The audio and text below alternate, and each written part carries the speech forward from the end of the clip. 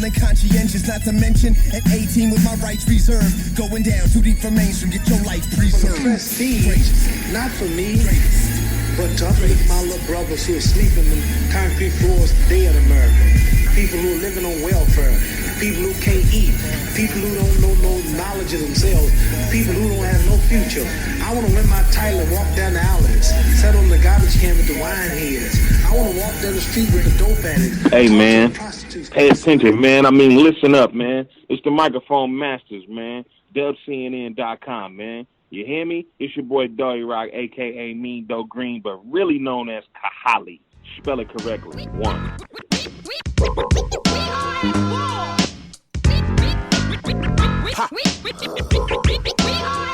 Bumpy knuckles, baby.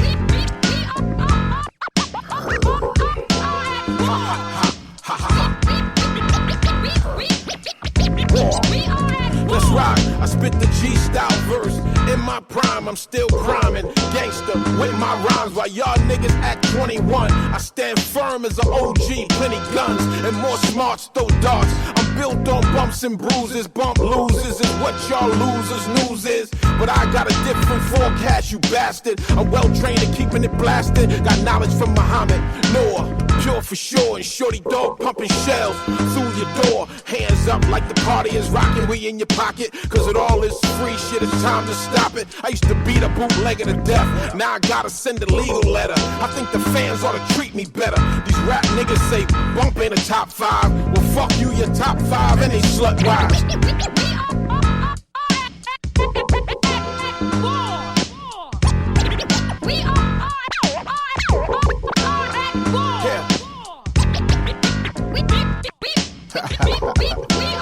Word up.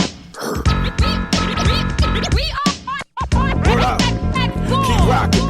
I'm at war with the foulness that lurks through browsers. These IP killers, I wanna crack their schnauzers. Log on. Now everybody wanna be philosophic. Well, let me fill you with a realer topic. Everybody love hip-hop, or saying they do. So I make it with Primo and play it for you. And while you sitting there, eyes closed, loving the feeling, your man's on the laptop stealing.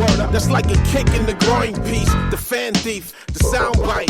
Something just don't sound right. So now you making excuses like I'm a fan and I deserve to pick fruit from the tree. Yeah, well y'all keep picking, I'll keep fighting. You keep stealing, I'll keep writing. And real niggas do real shit in hip-hop, like saying what the fuck it really is and not biting. Yeah, rock on. Y'all know what it is.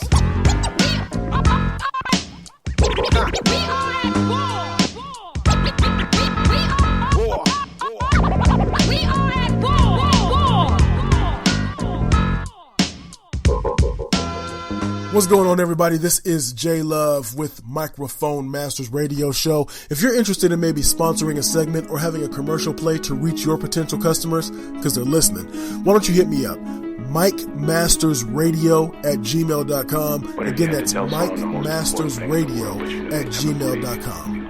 You can. You see, it's the way that I choose to paint, vividly with metaphors and similes, nouns and pronouns, verbs and adverbs, orchestrated phrases, the kind of phrases that leave you dangling. All of this is due to the fact that I am one simple thing. I'm a poet. Yes, my mind, coupled with my eyes line of sight, chooses to see things in a totally different light. So when I gaze upon the night sky, I see more than the moon. I see angels that are keeping the natural balance of life. And I see the eyes of lost loved ones reincarnated as the stars in the sky. Because with a mind state like mine, at times I need all the company that I can get. I'm a poet. I choose to let my pen do the talking because it comes from my heart and my foundation is built upon these words. And there's so much behind them. You see, I'm never alone when I'm with my pen, and I would never sell myself out just to make some ends. Because this gift is more precious than anything I've ever been given. And it's something I could only pray gets passed along to my children. I'm a poet. Sometimes I like to flip the script and take a leap off into the deep end. So don't be surprised to see me walking down the street with a stone cold look on my face. That's Mount Everest, impressive. And it's at times like this, I choose to write with an ink pen derived from a cobra stain that I ripped off to add to my collection. So let it be known that yes, I do write with venom. Unfortunately, there are times when I'm crippled by thoughts of my own relevance, only to be counteracted by knowing that there are those whom are soothed by my presence. And for the record, to be me, you have to understand one simple thing. I'm a poet. I write with the hope of saving lives, and I write with the hope of stopping crying eyes. And because as a poet, these are more than just lines. This is life, our life, my life, your life. And all of this will live much longer than me. So in reality, a poet like me will never leave. I'm a poet. Each day I learn more and more of what it is to be human, because all that I do is fueled by pure emotion, whether it be anger, sadness, depression. My mood's gonna dictate how I pour my soul out to the masses. So as long as I'm breathing, I will never be silent. And for me, that's all I gotta know so I can get by. Because I am plain and simply nothing more than one simple thing. I'm a poet. I am not a rapper. I am something inner. I am a word. I'm older and smarter. This is me and my best. You can name a spirit, and with my pen, I can summon it. There's certain things I write if the world knew they'd be amazing.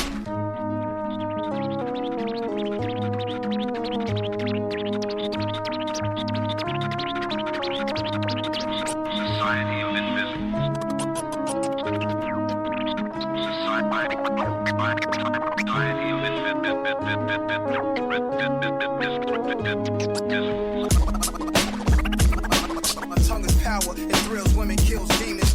My no, more amazing than the one get us made. I gotta thank the Lord, cause when it's pen in my hand, I don't think that hard, it just happens. First action, classic in the making, I kick back and just laugh. We were the one and only playing coffee here on Microphone Master. So one of the things that attracted me to you is this. For me, when I used to perform with my partner Blaze Rock, so we would do a song, and one of the signature songs that we would do was Everybody Up. As I perform solo, from time to time, one of the things that I love to do is my song Rising. Is there a song that you perform that you feel is a song that represents who Blend Coffee is, whether just from a recording perspective or just from a live performance perspective when you're out doing your thing? I mean, I'm not, I grew up, I'm at my grandma's right now on Mother's Day, but I grew up with my grandfolks. So, like, for me, even this hip-hop thing is kind of like, my grandpa roll over in his grave if he thought my career path was going to be this hip-hop music, because, he's the type of, blue-collar cat to be like, yo, just go get a job, you're wasting your time with this art stuff. But, so I'm not real big on, like, the call and response audience interaction as much. But, I usually start my set off with like this acapella that I call Rose from the Concrete, and it's politically charged, and it's hip hop, and it's just it's strong lyrical stuff. I've realized that a lot of people come to be biased about music somewhat just based off your beat, because the kids nowadays, they're into more of a trap style and heavy 808s and this and that. So like, I feel when you strip the beat away from it and you rap what you gotta say, like, it's like it's being raw, it's naked, you know what I'm saying? But if you got something powerful to say and you got no filler bars, then they get to really feel what you're saying. And I get a lot of good reaction from folks when I do the Rose from the Concrete track, and that's probably my favorite thing to do, because again, it invokes a lot of emotion, which I think art should be about in a sense. I like that, man. So one of the things I saw recently, I think it was just a couple days ago on your social media, where you mentioned that you were going to be putting out a couple songs, neither in that rap lane. Do you feel that hip-hop is limiting to you, or is it just that you have a lot of different interests, and so you don't want to be pigeonholed into kind of just hip-hop? Where does that come from? I mean, I consider myself a creative writer. I feel, to me, again, being a late bloomer in hip hop, to me, I ride the boom clap, you know what I'm saying? So whether the tempo's 150 or the tempo's 70, I'm going to kind of just vibe off the rhythm of it. But, I think it's a real tough equation to be a white man making conscious hip hop music, in the sense that it's, culturally black in a sense. So sometimes, I get the cool white kids who look at me with a crooked eye, and sometimes I get the strong brothers looking at me with a crooked eye. So like, regardless of where the music may get pigeoned. You know, people already got a cultural bias off first impression. So like, you know, I just try and express myself. If it is, I like the sustenance and comfort food that is the boom bap, like sample music, like some Primo or some Dilla kind of vibe. But you know, I wouldn't want to just, you know, keep myself in a specific box, because if what I have to say is knowledge and I can pass on some kind of life experience and, you know, whatever, help anybody see any kind of picture, you know, I can't just leave it in just the boom bap lane. So, you know, I experiment with some other stuff sometimes. All right. So we're with Blank Coffee here on Microphone Masters. You mentioned something I wanted to touch on. So I know you've had experience, but correct me if I'm wrong, but directing music videos, editing music videos. Obviously, you're an MC, and I believe you do some studio engineering as well. Am I right? Yeah. You know, I didn't want to pay. You know, the nicest studio in Phoenix is Salt Mine. I didn't want to pay $150 an hour. You know, yes, sir.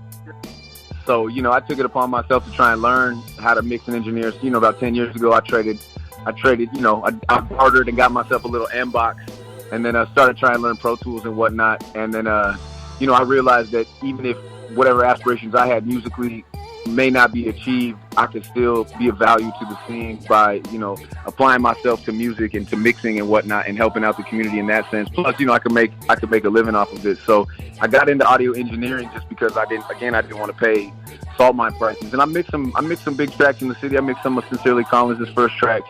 I mixed like these guys, Eddie Wells, and I mixed this track Jennifer that got a lot of love. Kid got signed to Def Jam off of it.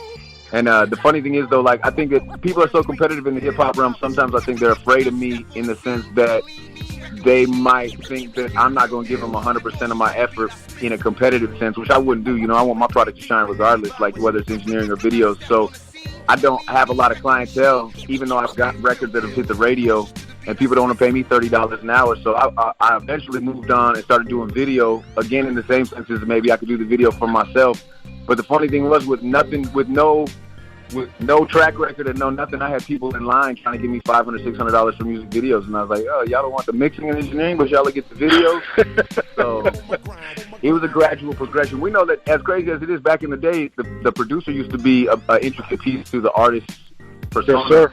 Nowadays, it seems like video is the new producer in a sense, like, because so many kids just jump on YouTube and get sounds like beat and then just rap over something they took off the tube. So yeah, it's funny that you say that. And so again, we're Blank Coffee here on Microphone Masters, but it's when I found that when I'm recording, that, you know, I write the song, I come up with the hook, all that stuff. But if I can have somebody with ears, whose ears I trust, that helps me, because if that person I trust, I go in and I lay the vocals down, I lay the hook down, and they say, you know what, Jay, that's not it. That's not it. You might want to either tweak it or you might want to ditch that one and come back to it later. I think that's so valuable as an artist.